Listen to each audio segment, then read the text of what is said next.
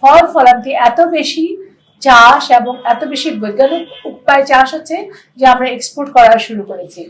এখানে খাদ্য, কৃষি ও প্লাস্টিক শিল্পের অত্যাধুনিক সরঞ্জাম, উন্নত প্রযুক্তি, পণ্য এবং পরিষেবা বিষয়ক এই প্রদর্শনীগুলোতে Vietnam is coming this time as well. So these new doors which are being opened. আমাদের এগ্রিকালচার বেসড মার্কেটটা পুরো ঘুরে দাঁড়িয়েছে। আমাদের চিজ থেকে শুরু করে, মাংস থেকে শুরু করে, সবজি, অন্যান্য জিনিস, ইভেন ফল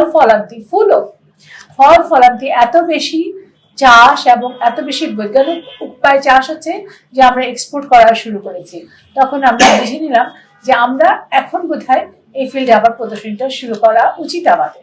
আমরা তখন শুরু করি এবং এটারই ধারাবাহিকতায় এবার আমরা নভেম্বরে প্রদর্শনী করছি।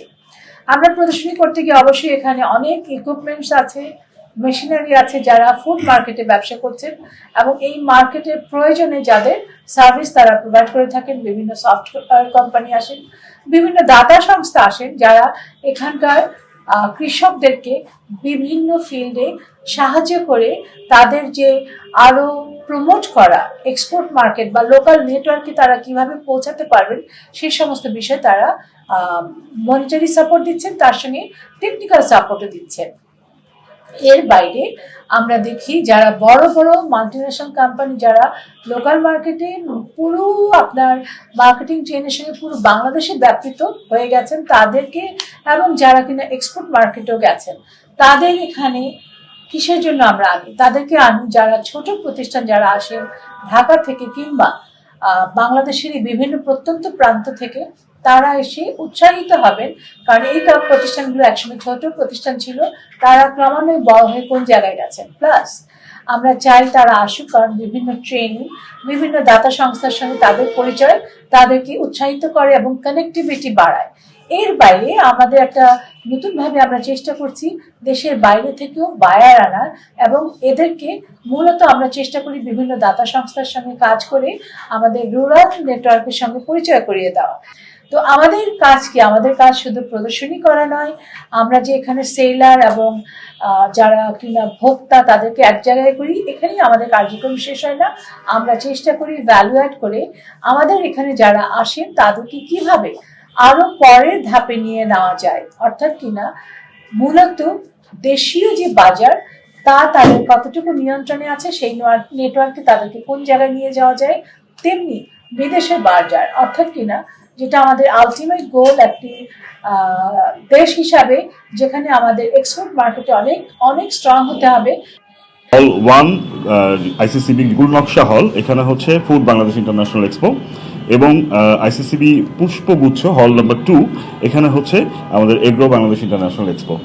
এখানে খাদ্য, কৃষি ও প্লাস্টিক শিল্পের অত্যাধুনিক সরঞ্জাম, উন্নত প্রযুক্তি, পণ্য এবং পরিষেবা বিষয়ক এই প্রদর্শনীগুলোতে আমাদের বাংলাদেশ সহ ভারত, চীন, পাকিস্তান, শ্রীলঙ্কা, দক্ষিণ Korea, Vietnam, Brazil, Thailand, Switzerland, Japan, Malaysia ও সংযুক্ত আরব আমিরাত সহ 15টিরও অধিক দেশের 160টিরও অধিক বুথ নিয়ে প্রায় 100টি কোম্পানি অংশগ্রহণ করবে।